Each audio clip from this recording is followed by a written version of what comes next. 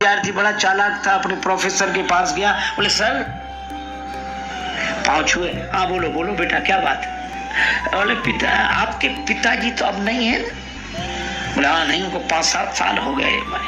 हाँ हाँ वही, कहना क्या चाहते हो? सर आपके पिताजी कल मेरे सपने में आए थे। ले क्या कह रहे थे? बोले तुम अपने प्रोफेसर के पास जाना, वो हमारा बेटा है, उससे कह देना कि तुम्हारे पिताजी ने कहा है कि इसे पास कर दो। पढ़े लिखे न लिखे, पास कर दो इसे। अब आपके पिताजी की बात है, वो आगे आप समझे, हम तो सपने की बात कह रहे हैं। अध्यापक को लगा कि बड़ा चालाक है ये, धूर्त है। देखो इसने अपने को उत्तीर्ण कराने के लिए क्या योजना बनाई।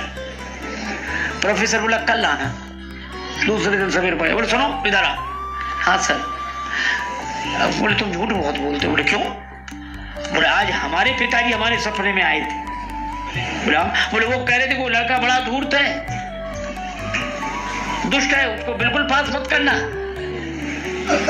तो विद्यार्थी चुप हो गया। अध्यापक ने समझा कि हम सफल हो गए, जीत गए। पर विद्यार्थी थोड़ी देर में हाथ जोड़ के बोला सर आपकी मर्जी, हमें पास करें या फेल, लेकिन इस घटना से एक बात तो सिद्ध हो गई। क्या? बोले आप नाराज मत होना। क्या? बोले आपके बाप भी यार 2 कौड़ी के, हमसे कुछ कहते हैं आपसे कुछ कहते हैं।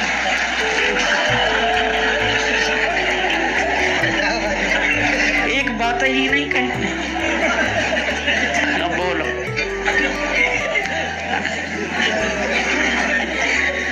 तो कुछ लोगों को सपने नहीं आते तो भी सुनाते, क्योंकि ऐसा हुआ ऐसा हुआ। एक सज्जन बोले प्रताप भानु में इतनी योग्यता थी फिर भी उसे रावण बनाया। रावण तो हमने कहा इसमें परेशानी? बोले परेशानी की तो बात ही, इतना योग्य व्यक्ति और रावण बना। हमने कहा आज भी श्री रामलीला होती है तो रावण योग्य कोई बनाया जाता है कि चाहे जिसको बना दिया जाता है? आज भी रामलीला हो तो रावण किसी योग्य कोई तो बनाया जाएगा। और दिखने में ही रावण दिखे और योग्यता ना हो। मैंने सुनी थी कि किसी गांव में श्री रामलीला थी, रावण का अभिनय करने वाला पात्र बीमार हो गया, उसे शहर में ले गए, बने कौन? और कोई एक बैठ जाए मुकुट लगा के आज का काम चलाना है। तो एक मिठाई बेचने वाला हलवाई था, बुद्धू मोटा था, गांव वालों ने कहा बड़ा योग्य है पर अपने अभिनय की कला को छिपा के रखता, आप तो पीछे पड़ जाना। वो बेचारा बुद्धू नाम इसलिए रखा था, बहुत सरल आदमी। रामलीला कमेटी वाले गए हमारी लाज रख लो। बुद्धू बोला मिठाई बेचते हैं कि लाज रखते हैं? भैया तुम रावण बन जाओ। बोला हमें कुछ नहीं आता। बोले यही तो आपकी महानता है कि छिपा के रखते हैं आप अपनी कला। अब वो बहुत मना करे, बोले नहीं नहीं, पर बुद्धू कैसा जो मान ना जाए। बोले तो अच्छा कहना क्या है? बोले कुछ नहीं कहना, आप तो योग्य हो, आप इतना ही कहना कि मैं दशानन हूं, मैं लंकापति हूं, बस। बुद्धू मान गए। दिन भर यही रटे लोग, मिठाई खरीदने आए, मैं लंकापति हूं, मैं दशानन हूं। तो क्या हो गया इस बुद्धू को? रात्रि को जब स्टेज पे मंच में मुकुट लगा के बिठाया बुद्धू, तो उसका शरीर तो ऐसा लगे सचमुच बड़ा। पर लीला मंडली में जो अंगद जी बने थे, विनोदी स्वभाव को, उनको पता था। उन्होंने और कोई पाठ तो दिया नहीं, अंगद जी जैसे ही सामने आए तो और तो कुछ कहा नहीं, यही कहा कि बता तेरा क्या नाम है? मूर्ख बता दे बेगी का है तिहारो, नाम पूछो चाहता अंगद श्री राम को सहाय। सो घबरा गया और एक ही सांस में बोल के मैं लंकापति हूँ, मैं दशानन हूँ। जाको भय माने राजेश देश देशन के, सोई 10 शीश नहीं करत बड़ाई हो। तो बोलो बाली सत्य सत्य भाखो बहन, नाई सिर तिहारो तलवार ते उड़ाई। और जो तलवार दिखाई तो रावण घबरा गया जो बना था, तो कहा कि नाई सिर तिहारो तलवार ते उड़ाई हो। तो घबरा के बोला माफ करो अंगद जी, मारो मत, रावण नहीं, गंगा की दुहाई है बुद्धू हलवाई।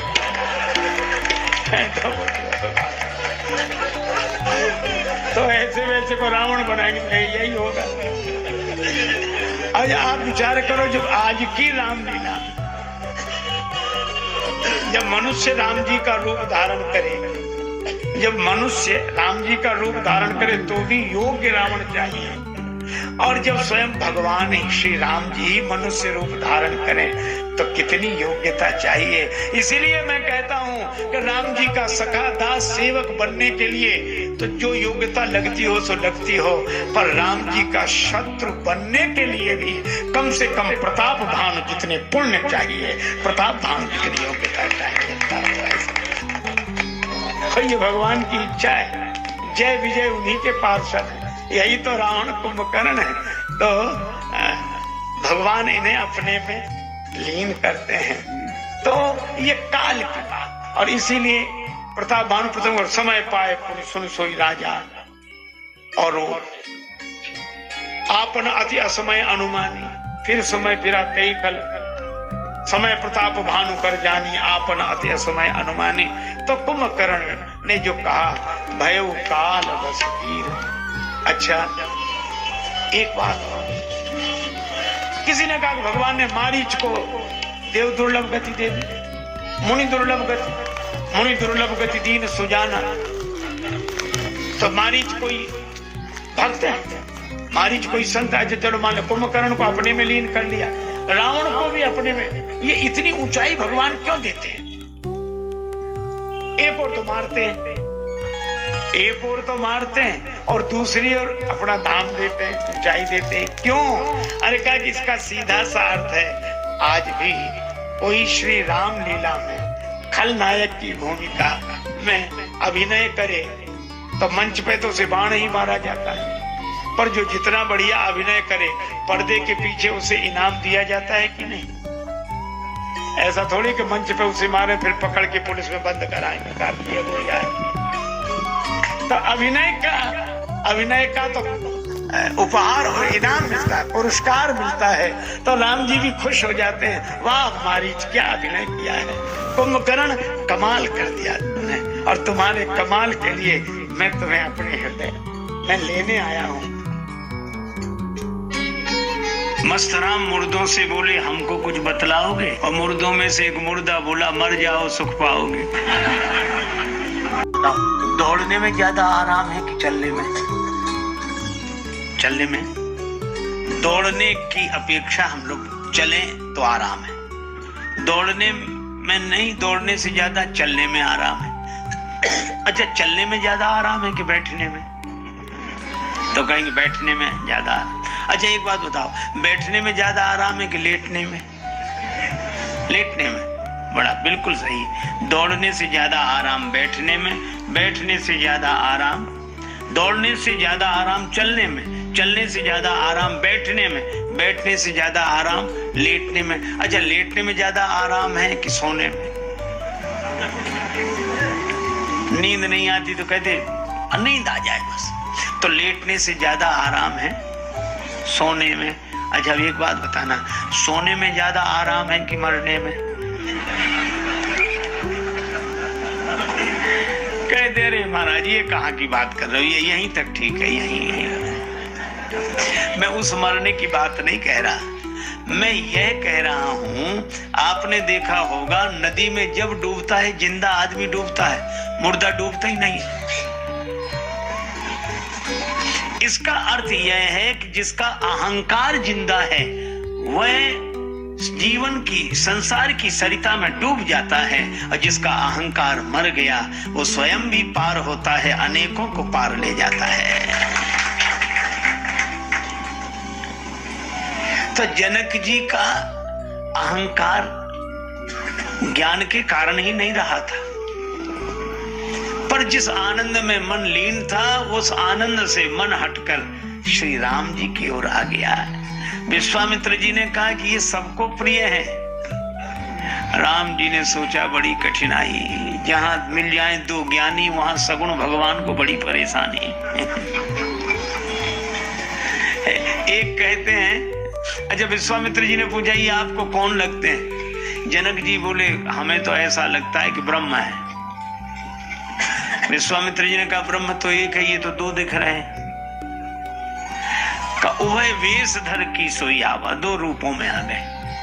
अच्छा अच्छा, ब्रह्म इंद्रियों का विषय नहीं है, ये इंद्रियों के विषय दिखाई दे रहे हैं आपको। जनक जी ने कहा जहां कहा गया ब्रह्म इंद्रियों का विषय नहीं है, उसका अर्थ यह है कि इंद्रियां उस तक नहीं पहुंच सकती, लेकिन वो चाहे तो वह तो इंद्रियों तक पहुंच सकता है। नयन विषय मोह कहां भयो।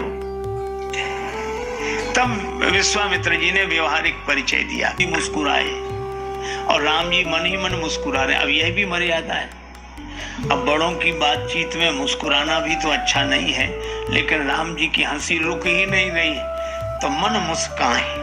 और राम जी जब मुस्कुराए तो ये मुस्कुराना क्या है, कही ये माया हास बाहु दिगपाला, और भगवान मुस्कुराए तो विश्वामित्र जी बोले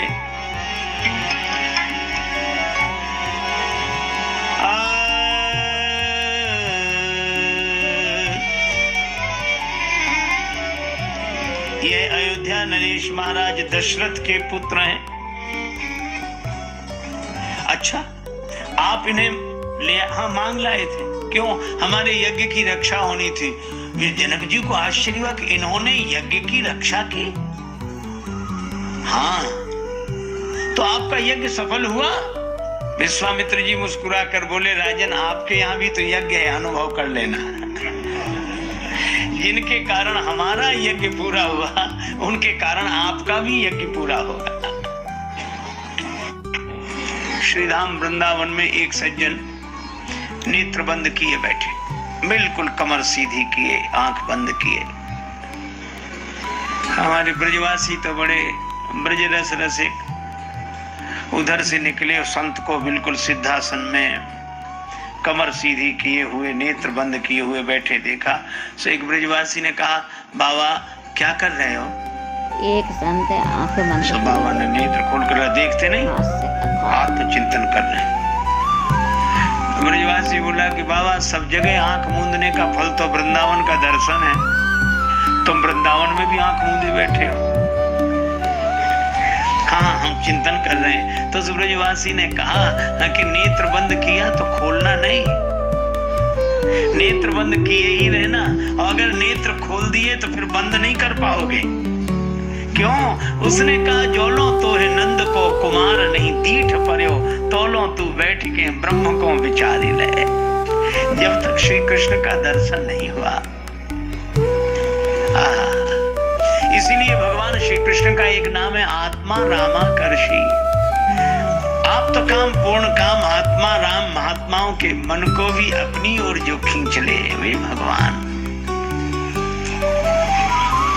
बड़े बड़े मुनि भगवान के इस रूप रस माधुरी का पान करते हैं। जनक जी विश्वामित्र जी सहित सब मुनि मंडली को लेकर चले। अब ठहराए कहाँ? अब जनक जी ज्ञानी और ज्ञानियों का नगर आ गए सगुण भगवान, कहाँ ठहराए? तब तुलसीदास जी कहते हैं, सुंदर सदन सुखद, सुंदर सदन सुखद, सब काला तां बास ले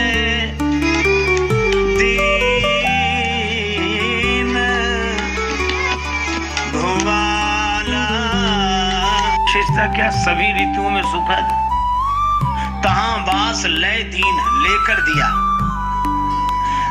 ये भवन किसी का था, लेकर दिया। इसका अर्थ जिसका भवन था उससे खाली कराया, उससे लिया, फिर श्री राम जी को रहने के लिए दिया। तो ये भवन किसका? तब श्री तुलसीदास जी कहते हैं, सिय निवास सुंदर सदन शोभा किमि कही जात। यह श्री सीता जी का निवास स्थल है। सगुण भगवान ज्ञानी के यहाँ आ गए, तो ज्ञानी क्या है? भक्ति का भवन है।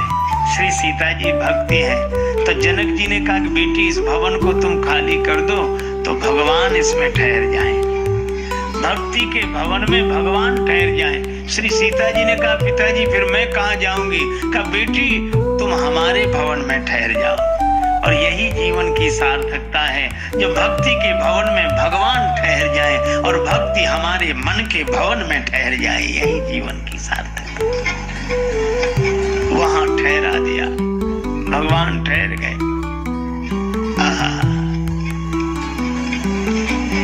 और जहां भगवान ठहर जाए तो सभी भगवान से नाता जोड़ते हैं। एक भक्त ने कहा हे विधनातो से अचरा, ओ राम हे विधनातो से अचरा,